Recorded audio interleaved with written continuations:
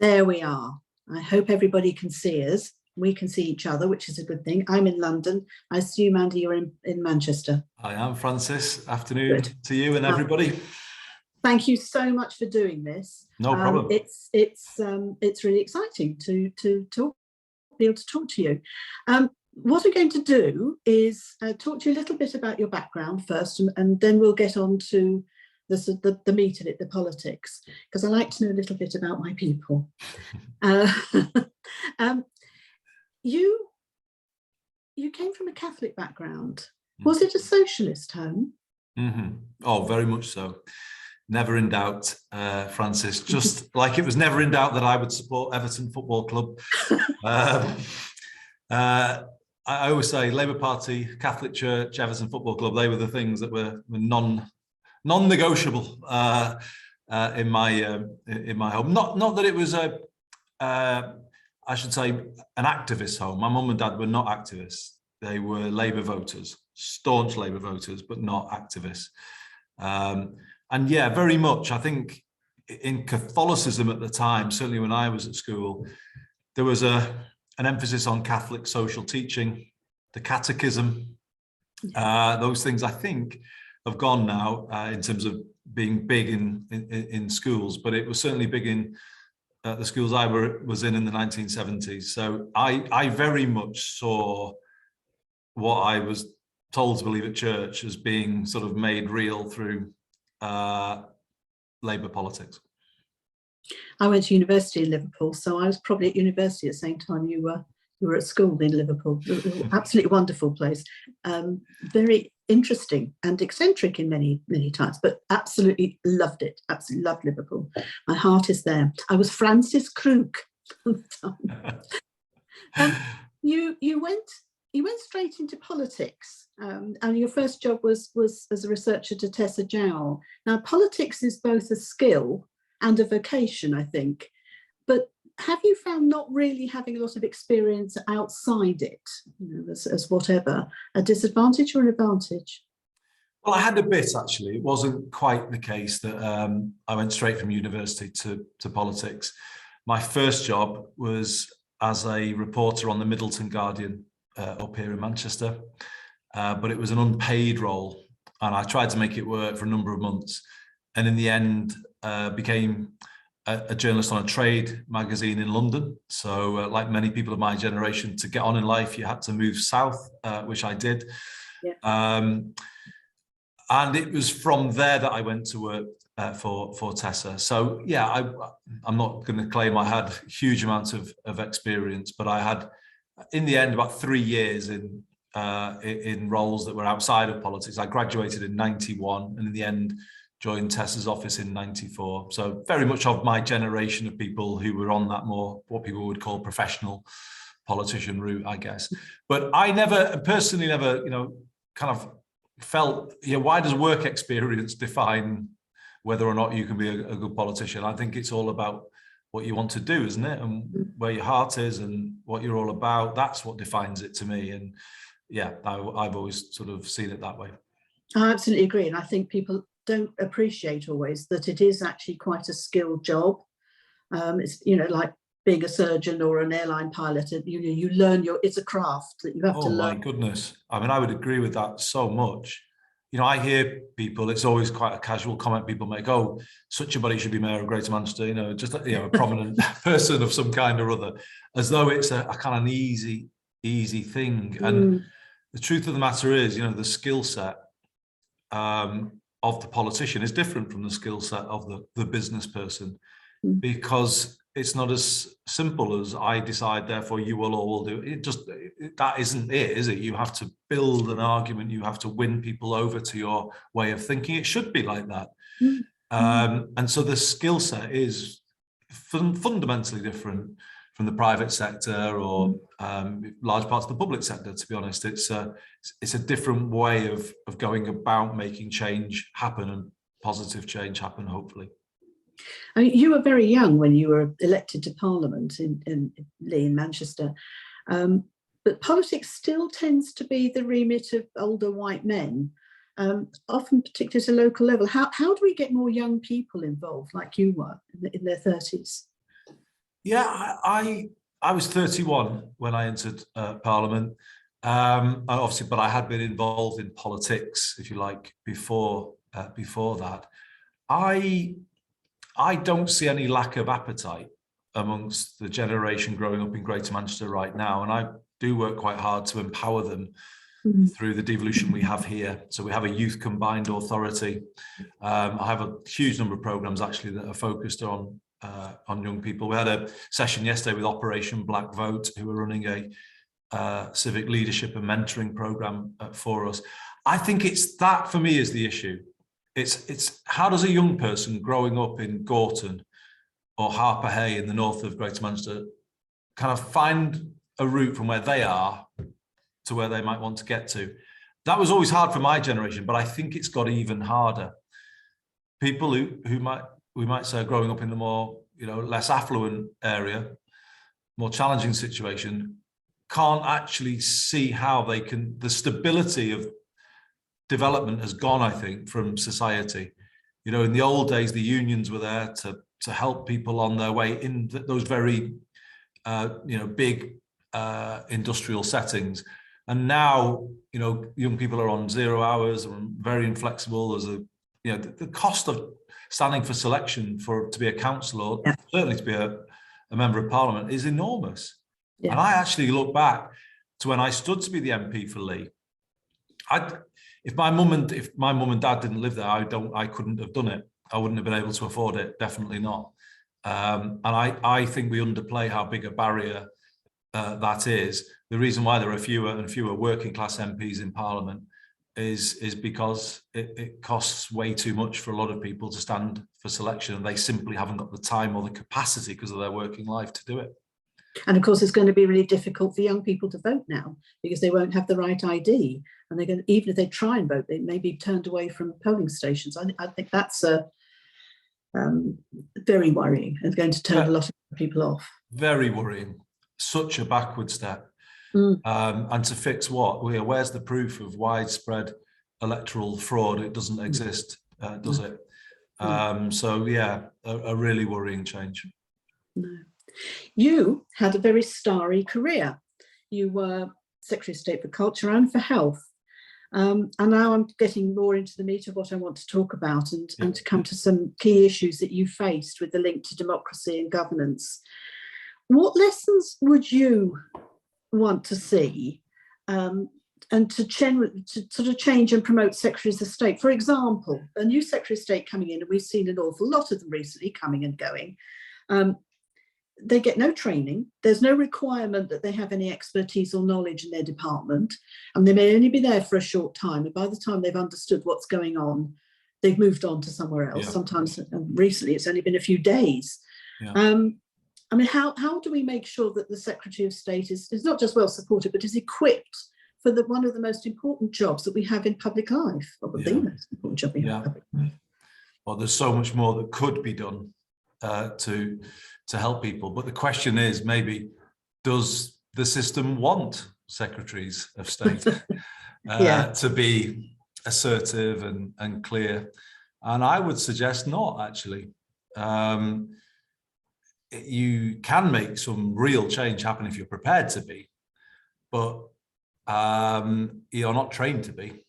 No. And the causing of ripples in Westminster is often something, are you sure you want to be doing? That's the kind of thing that happens. So I kind of learned, I would be the first to say, my 16 years in Parliament, Francis, I went on a very big journey of kind of personal development, I guess, and understanding about the world and, the limitations of it and my own and all the rest of it. But there'll be two things I would point to from certainly my cabinet career that in the end set me on a journey that I think took me out of Westminster ultimately into the role that I'm in now. The big one was being invited to the 20th anniversary of the Hillsborough disaster, the memorial at Anfield. I'm going to come to that.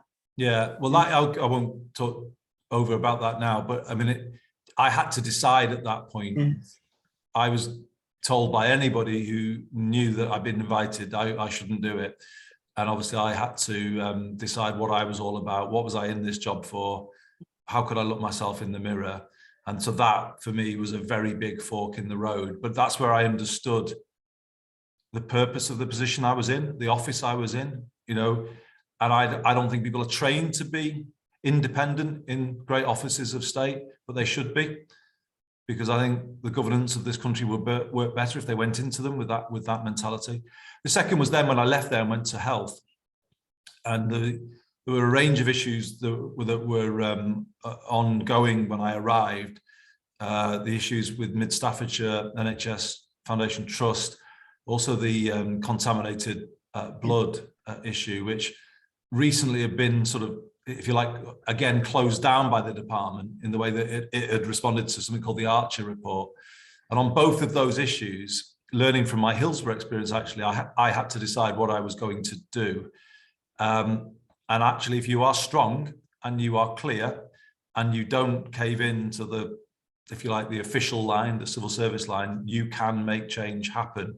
But it's a tough thing to be in those positions on your own, often with not just the weight of the civil service against you, but sometimes your political colleagues against you as well.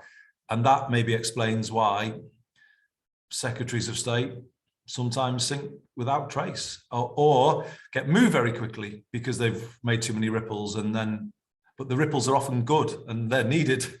You know, I look at somebody like Johnny Mercer, who was taken out, wasn't he? And I think he's back in now, isn't he? And you know, I lost track. Is he not? I thought he was reappointed. But I mean, I'm not necessarily going to agree with everything he stands for, but I do think he was a minister who was trying to do something. And sometimes they are not appreciated by the system. I mean, you mentioned mid-staffs and you mentioned the contaminated blood scandal. There's Shrewsbury and Telford NHS. There's mental health treatment with young people in CAMS. I mean, and maternity care. I mean, the NHS is really struggling. I was a non-exec director on a primary care trust for a very few number of years, but then it was all reorganised. I resigned when there was a reorganisation, because for me the most important and disastrous thing was the shift in the funding arrangements, which had been, and funding is always very techy and nobody's really interested, but actually made a fundamental difference. That taking money away from need and making it per capita shifted money from the poor to the rich.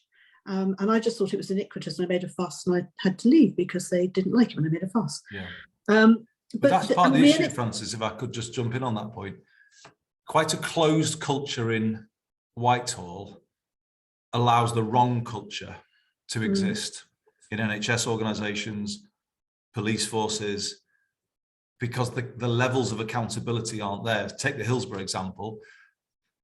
The revelations there revealed that from the top, the police force was getting support to cover up in the immediate aftermath.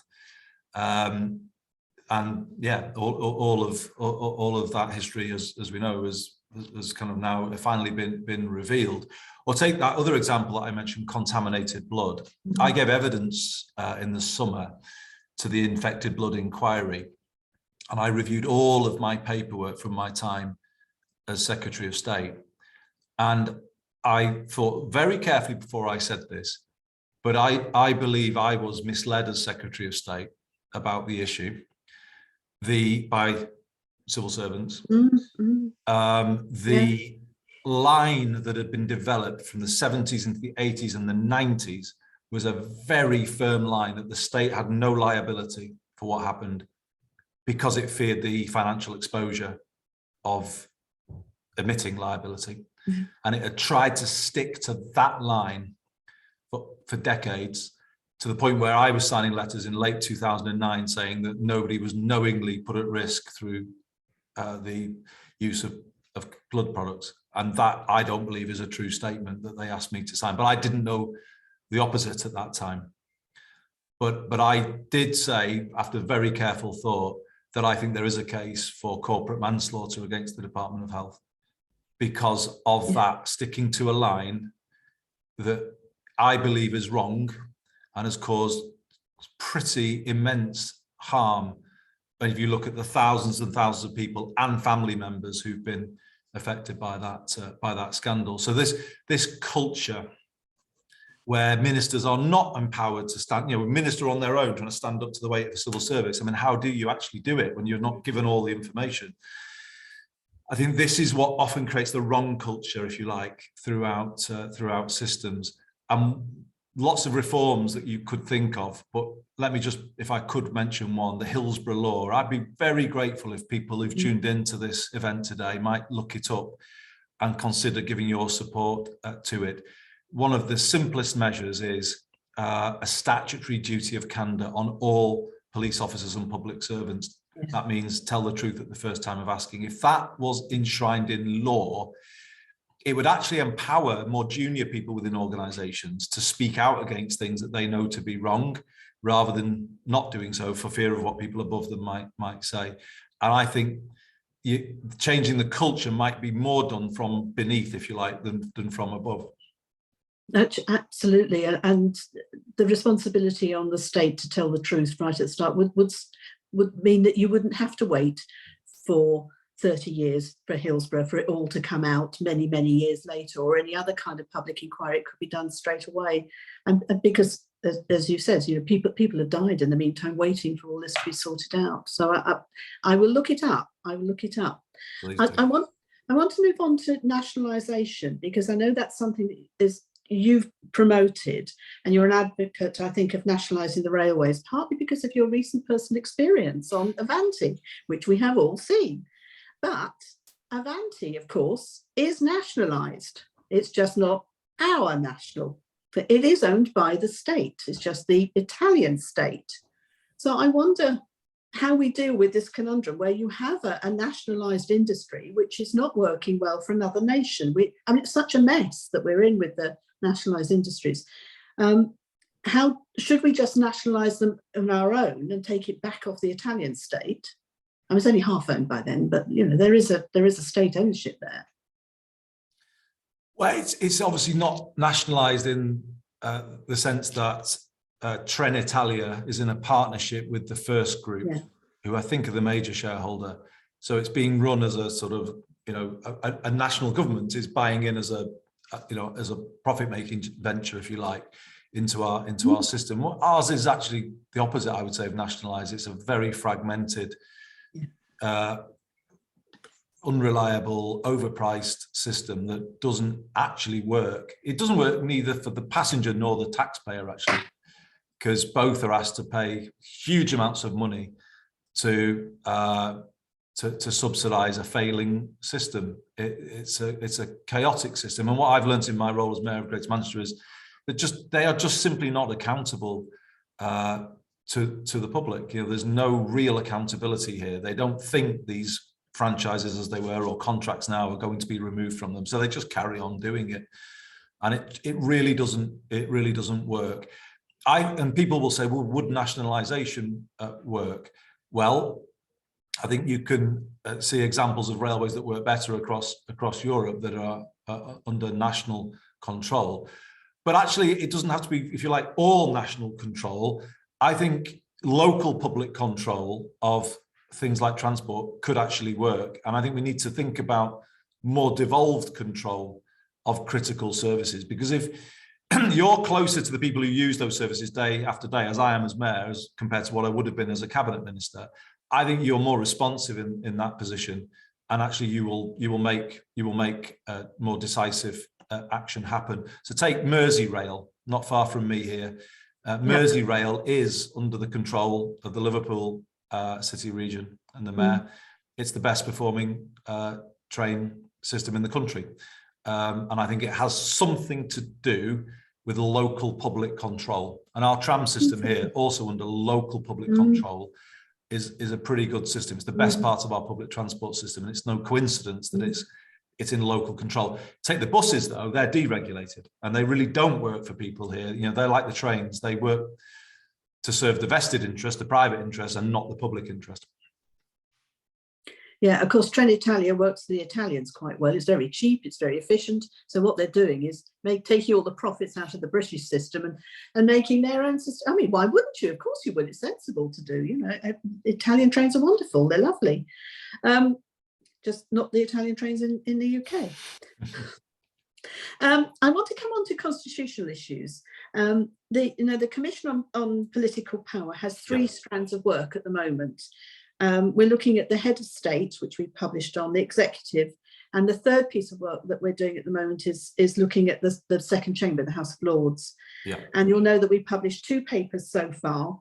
Yeah. And I want to explore some of those issues arising from our papers about where power and decision making should lie and the balance between national and local and citizens' engagement. And I'll come to proportional representation later in a minute. But first, what additional powers would you like as mayor?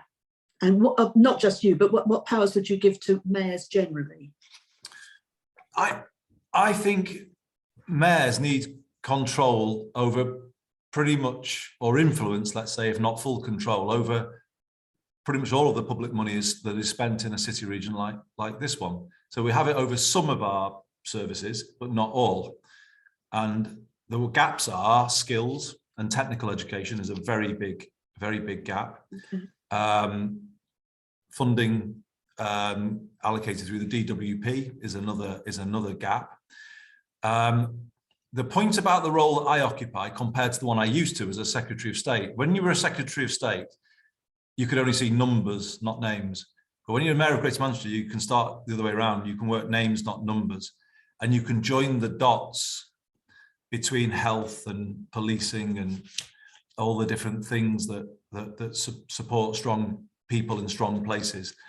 And you can actually make the whole make sense rather than living within a silo world where it doesn't join up and it doesn't make sense.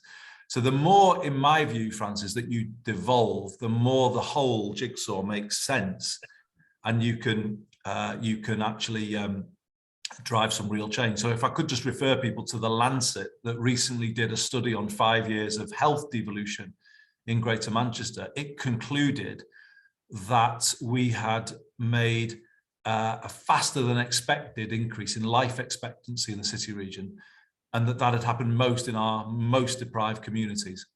And they said that it was due to the notion of people pulling together in the same direction, the high degree of alignment between public bodies, but also public and private sector, community and voluntary organisations, where you've got a more of a mission-based approach to an issue.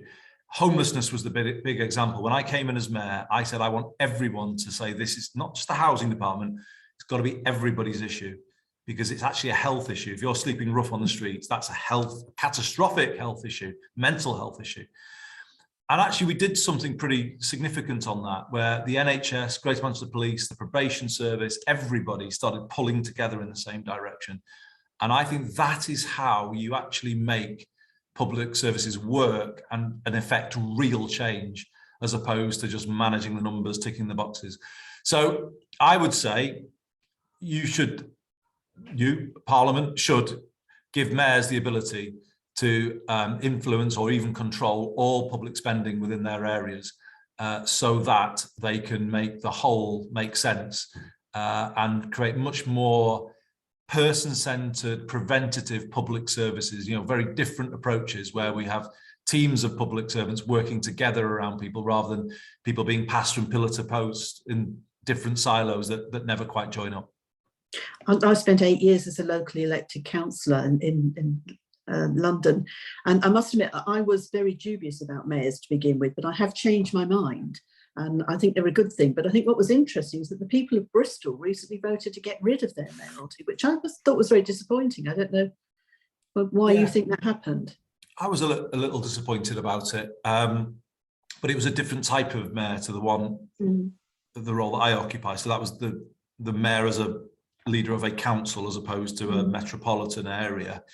But Marvin, I got huge respect for Marvin Rees, and I thought he'd done a brilliant job. I just think if you ever ask anybody, do you want a politician in a role or a new, people are unlikely, those are hard referendums. Yes. referenda to win, I guess, in the climate that we're in. And there wasn't a referendum for my role. George Osborne just did the deals with the various cities, and if there had been, would it exist? I don't know.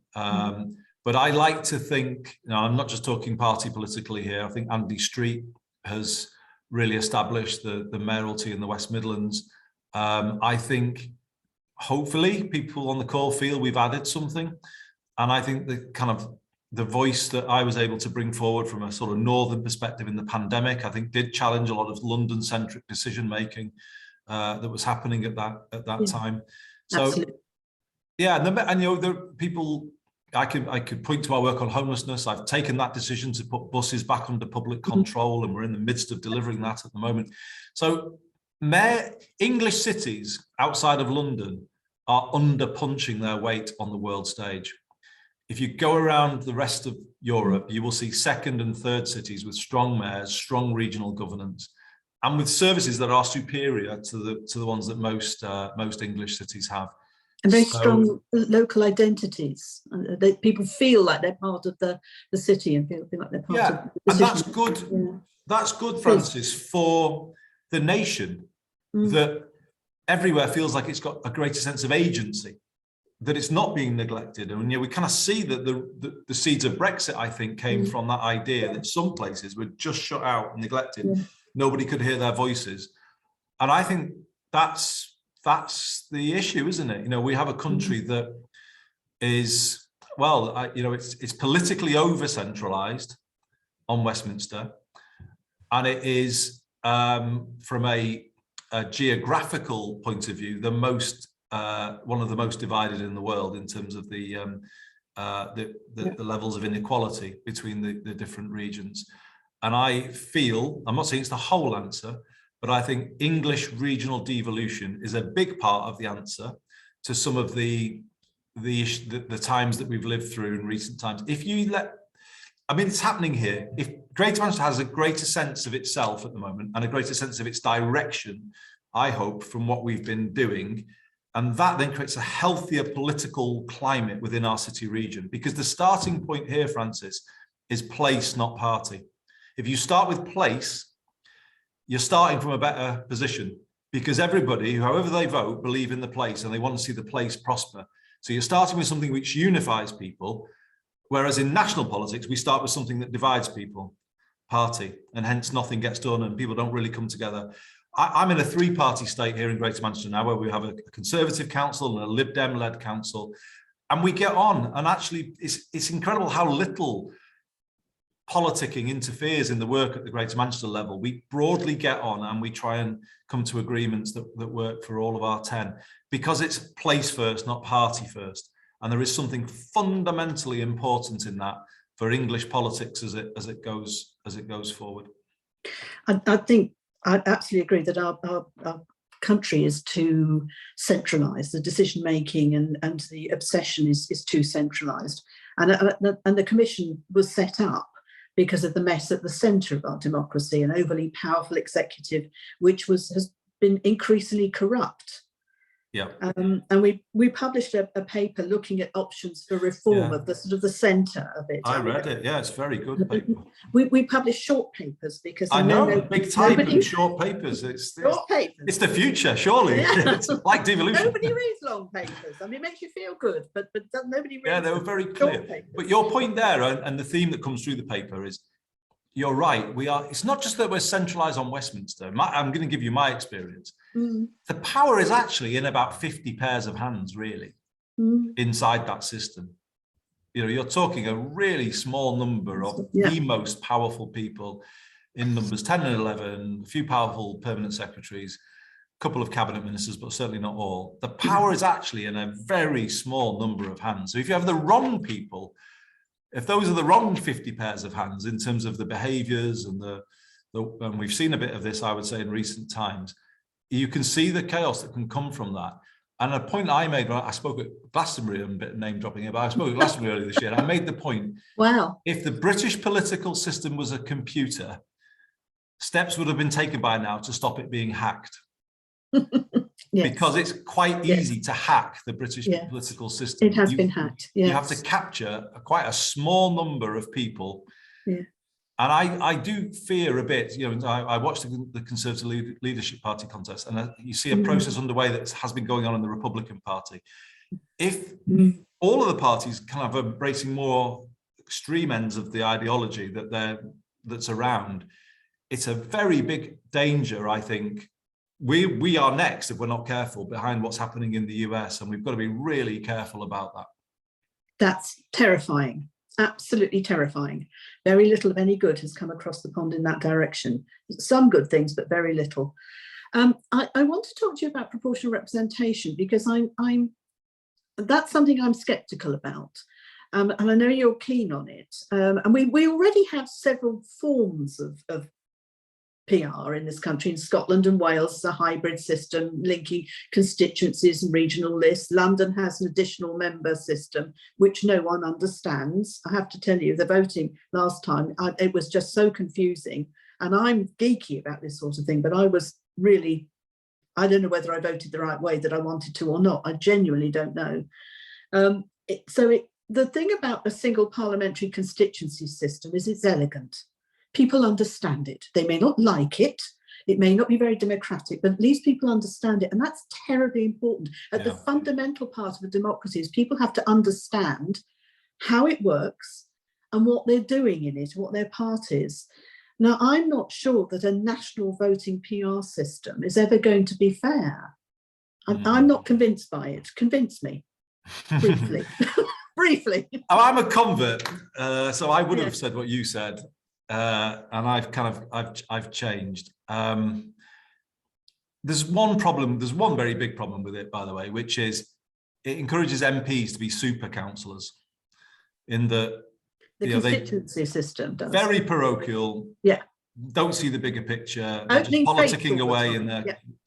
Because, and why do they focus on that, not on the bigger issues that they should be fixing? Because they realise you get into Parliament, you realise you can't. Because you're not one of those 50 people in the golden circle that I was talking about before. You know, and I was the MP for Lee. Lee is the biggest town in England without a railway station. I went into Parliament and made a big pitch in my maiden speech saying Lee needs a train station.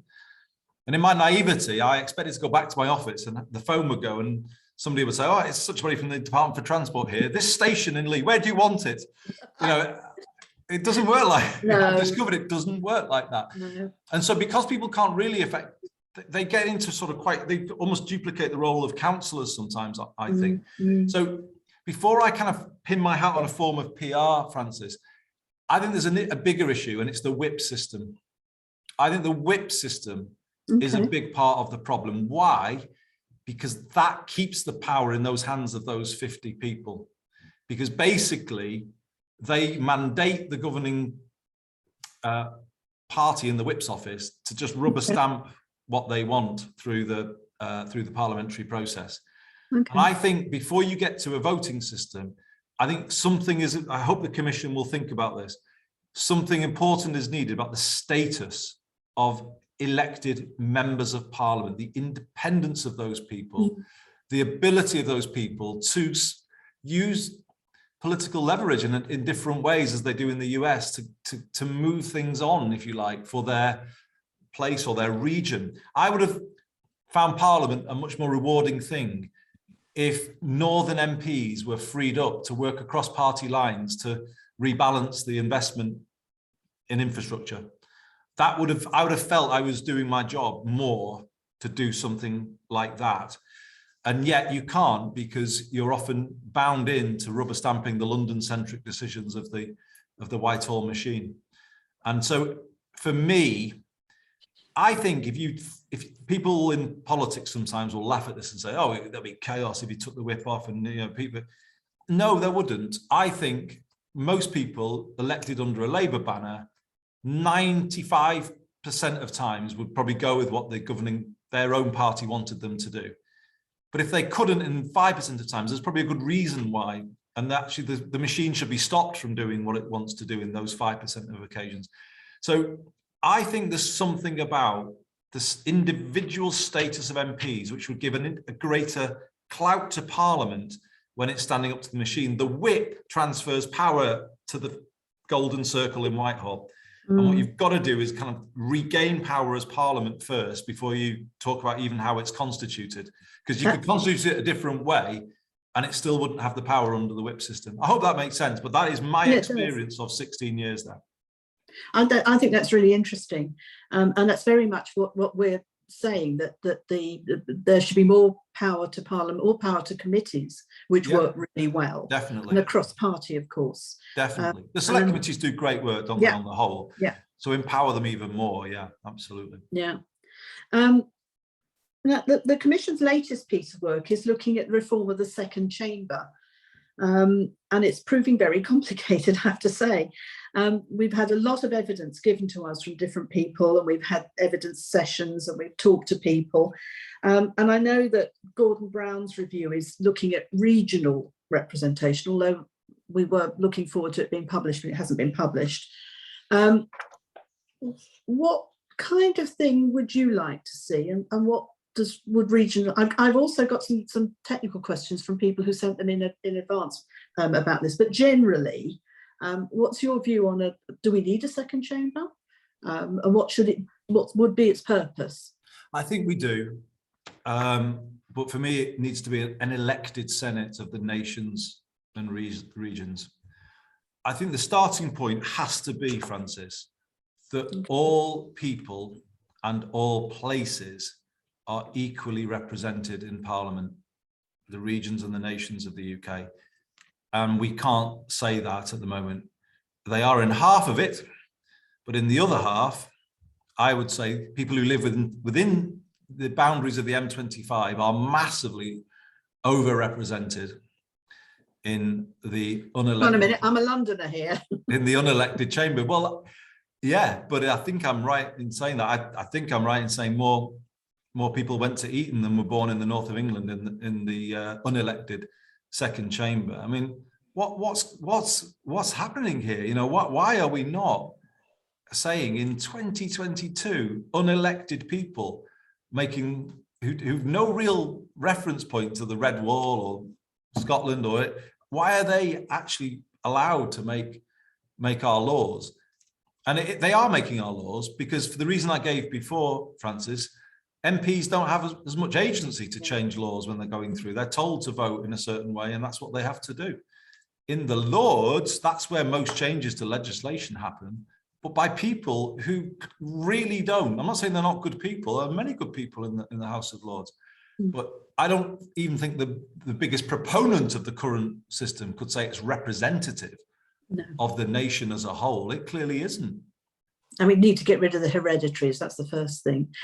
Gavin Barker sent in a question, which I think picks based on what you're saying, because if you have regional representation, how would you stop England dominating? Because we're a biggest region, and that wouldn't be fair to Scotland, Wales, and Northern Ireland. It wouldn't necessarily be fair to the north of England or to the extreme southwest. Correct. So somehow it's more complicated than that. Correct. But that's why I use that phrase advisedly, regions and nations, because I think it's a balance of the English regions and the three nations. That is how you make it work. So if you take the northwest of England, which is, you know, I've 3 million or so people here in Greater Manchester, Steve Rotherham in the Liverpool City region, just under 2, population is 7 million. Well, that's towards parity, if you like, with Wales and getting close to Scotland, isn't it? You know, there's a sort of balance there. So I would say it's got to be nations and regions. So England, not as a whole, is represented.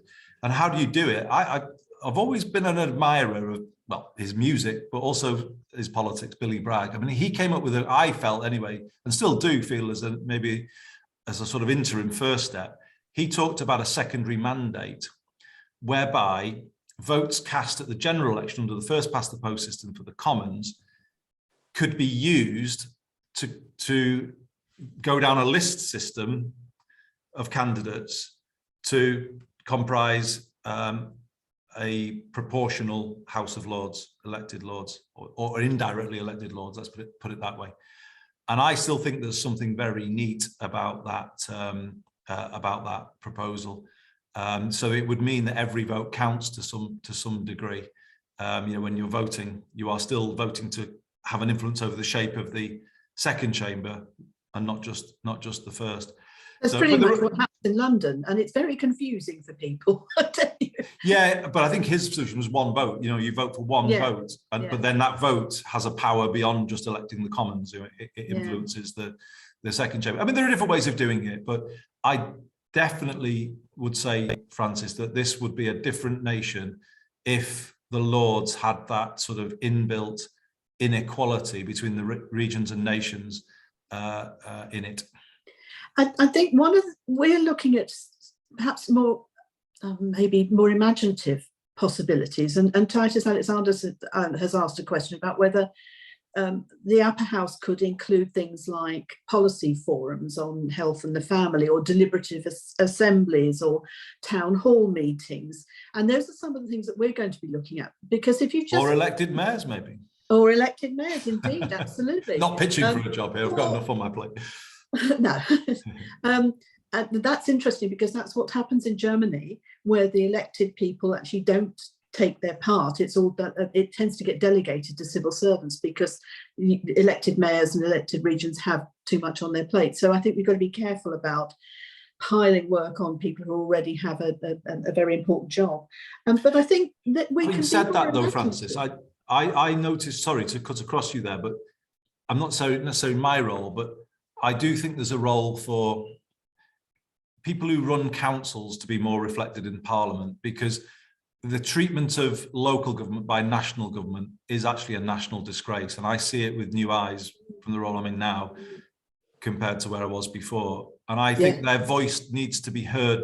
They are delivering very bread and butter stuff, and yet they are dumped upon by national government all the time. And I do feel that the sort of degrading of local government, the sort of, basically the stripping away of its funding and its powers over time has left it in a place which is totally disrespectful to the places that those councils serve, to be honest. And it's something that needs to be corrected. Local government and national government need to come to a sort of new sort of balance, really, as to both have got really important roles. National government has just basically just bullied local government into a very feeble position, unfortunately, and that shouldn't be allowed. And there should be something in our constitution that stops that happening. I as a former councillor, I absolutely agree. I'm a great fan of local government. I would like indeed to see it strengthened. On a more sort of general issue, I've heard it argued, in fact, by one of our own commission members, the commissioners, that our whole constitutional structure actually functions quite well, because we did get rid of 2 failing prime ministers. We've not had a revolution for 400 years. We don't have serious violent public disorder. I mean, people hang from, gantries over motorways, but people understand how things work. That's actually a very strong argument. Whereas you look at countries like Israel recently, with Italy, where they've got proportional representation, a much less stable form of government. Now they've got extreme right wing governments in both countries. Whereas we kind of muddle along in a kind of fumbly sort of way, and things don't work terribly well, but they do sort of settle eventually. My question back to that, though, would be, I understand the point that's being made, and it's a fair point in one way, but my question will be, works well for who? Yes. Works well for who? It works well for people who've already got influence, power, money. It works well, as I say, for some parts of the country, much better than it does for others. So works well for who? We are a very unequal country, very unequal. And I don't think we have a political system that stands up for those with very little compared to those who've already got something. It stands up for landlords better than it does for renters. it works well for who is what I would say. I guess, like all political systems around the world, what we have is a more polarized form of politics that I think has been stoked by social media to a considerable degree in the last decade. And these old systems are struggling to cope with a much more polarized form, and the turbulence then is coming through. I was in Amsterdam recently with a group of mayors brought together by Michael Bloomberg, and everyone was talking about the same thing: the frustration of being where we are, trying to do what we want to do, because we've got really, really clear about what we're trying to do. And you've got a country that can't move forward because of turbulence, polarization, dysfunctionality at the national level. And that is actually something that is common around the world. So it's not unique to our political system, Francis, but I don't think ours has got the solution either. You know, yes, our Prime Minister can move somebody into the Lords. It can, you know, he or she can do all kinds of things that are probably easier for them to do than others can do. But does that still mean it's working well? I wouldn't say so. No, having spent 30 years dealing with the prison system, which is basically there to imprison poor people, I entirely sympathise and agree with you that the system does not work for everybody. It works very well for some people. It works very, very badly for other people at the sort of the other end of the spectrum, and the homeless, the people who commit minor crimes and who are or people who are ill, and we lock them up in prisons and spend a lot of money on them. Works well if you want to preserve the status quo, is what I would say, and you want to basically preserve where power and money currently is. You want to kind of keep it where it is. It kind of works well if you want that, but if you want a degree of fairness across the country, more equity, then I don't think it does work well. No. Finally, two things. One is the obvious question, and one is, I hope, less obvious, although who knows. You stood for leader twice. Are you still considering it? Would you like to be leader? Not, I mean, people ask me this as though I'm plotting away here, and I'm definitely not. You know, I have stood twice, and there's very much a limit how many times you could keep sort of having the sort of whatever it is to put yourself forward again. So no, I'm loving what I'm doing. I have been really energized by this role. I think it's a big, although your commission hasn't got into the importance of devolution, and I think you need to reform the centre and you need to get power out of it into the regions and the nations. That's my belief. You need to do both of those things. Yeah. I talk about rewiring Britain. I think we do need to rewire Britain, and that means, to me, power needs to flow differently around the land, and it needs to flow into all places, so everywhere has got a sense of being able to do more for themselves. So it's reforming Parliament, but at the same time rewiring the country. So it looks like I'm doing the politicians thing of completely avoiding your question, which I am, of course. But the issue is I'm actually quite energized by this role, and I've absolutely got unfinished business here. And I want to establish English devolution in this role. So, you know, I'm not looking for a parliamentary seat. I am serving a full second term here. I'm really focused on what I'm doing. I'm pleased to see Keir and Labour doing really well. You know, that's brilliant. And, you know, I'm just thinking a Labour government, if they really buy into what we're trying to do, then, God, we can make massive progress. So my brain is absolutely there. And it's exciting to think that, you know, I feel we could be I feel we're likely to be 1 or 2 years away from a Labour government now, which is an exciting place to find ourselves. What I'm not going to say is, at no point will I ever return to Westminster and try and, you know, if you like, bring forward some of the ideas that I've spoken about on this event. Pleased to hear it. Pleased to hear it. I mean, you handed over being president of the Rugby Football League to Tony Adams. I did. And I haven't voted for him yet, but I have watched his journey on Strictly Come Dancing with great interest. He's doing very well, with great dignity, as did Ed Balls. He did very well, and that was very dignified, much more dignified form of popular television than perhaps some of the other shows at the moment that politicians are involved in. If this question is coming to... Are you going on? I'm not going on Strictly or The Jungle. No, don't do The Jungle. Don't do The Jungle. That's ghastly. I've never watched it. But I would like to see you on Strictly. I think you'd be great. Oh Can God. you dance? Can you dance? I would be awful. My family would laugh a lot if they heard that. I am not a natural, not a natural dancer. Neither is Tony Adams, but you know. Nor was Ed, to be fair, was he? No. I think we all did him a lot of good, though. Did him a lot of good. It did. I think you're probably stuck with me in politics a bit longer. And I've been invited on things like, have I got news for you many times? I've never done it because I do think, here's I think you raise a light-hearted thing, but I'm going to come back to a serious thing. Politicians need to redraw the boundaries between their roles and other roles. We're not minor celebrities or sort of, I don't know, showbiz sort of, really people who want to be in showbiz. It kind of feels like some people are approaching it like that sometimes.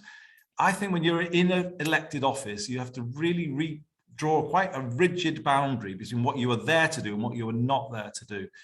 And you have to be quite relentlessly focused on that, I think. And the blurring of those lines, people going over those lines, as Matt Hancock's done recently, I don't know, it doesn't help anybody, I don't think. It doesn't help any politician, by the way. And I think it's another thing that just slightly degrades politics. And I'm no second jobs is my view. No outside fees for all of those things, writing books or writing, that focus on your job.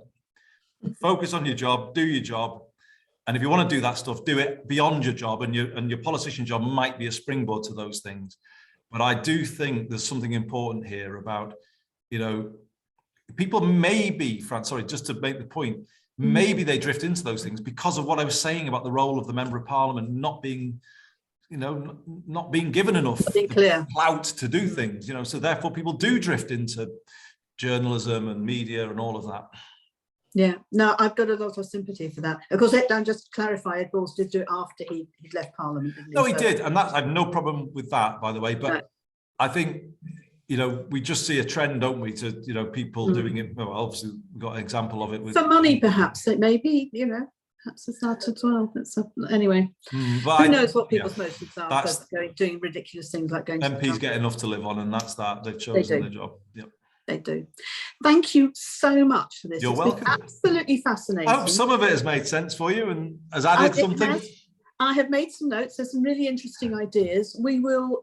We're going to publish our next paper on in the new year, looking at the second chamber, and I think we will come up with, I hope, with some quite imaginative ideas about perhaps engaging with citizens' assemblies and doing things in a different way. We're looking at other countries as well, so I watch this space, because the 97 Labour government came in with a very clear constitutional reform agenda, and I'm hoping that Keir, if he's going to win in the next next couple of years and Labour comes in, that they will look at constitutional change, because it's we have a rotten system and it needs change. It really does. Too, Francis. If I could just say something very quickly on that.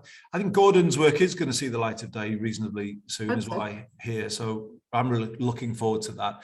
I would encourage you to think as well about reforming, if you like, the regions and nations as well as the centre, because I think it's both. I don't think you solve everything just by reforming Parliament. I think we do need to have a kind of rebalancing of the system, a rewiring, as I've said before, and also learning from that period when Labour came in. There were some good things happened, but some wrong things were done.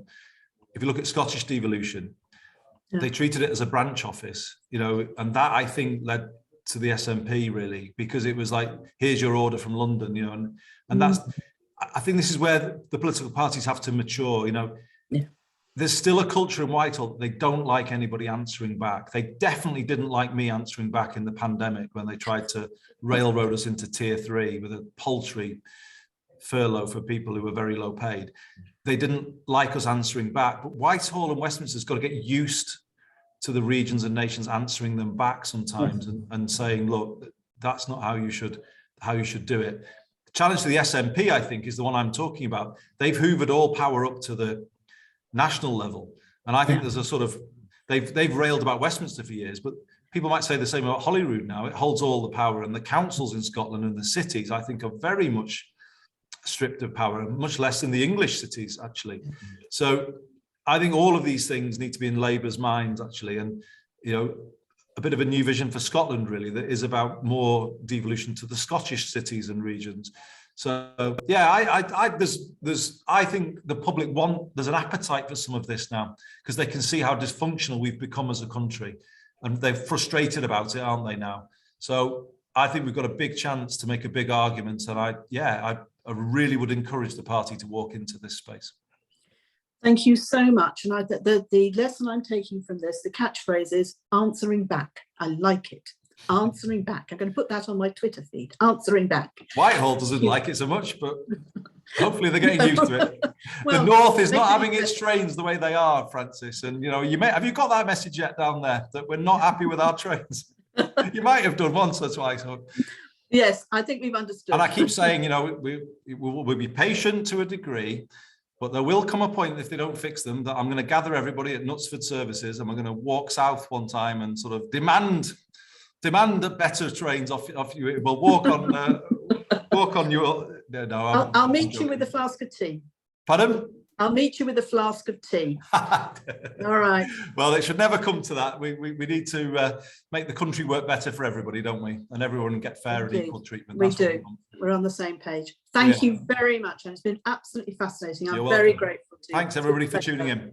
Thank you. Thanks. Bye-bye. Bye-bye, everybody. Bye. Thank you.